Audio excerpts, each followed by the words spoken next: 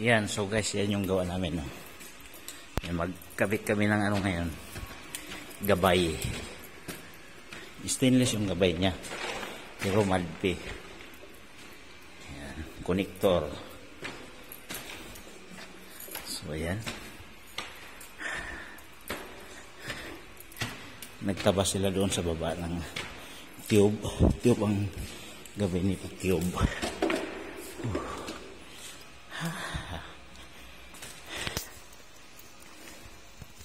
So ayan siya.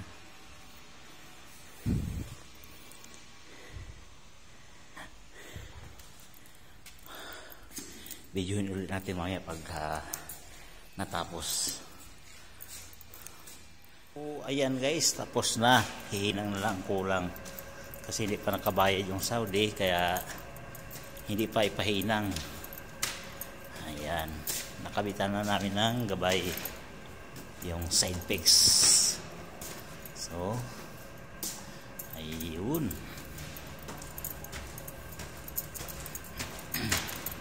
tapos na namin. Yan, videohin ulit natin pag na talmiyan na at palising.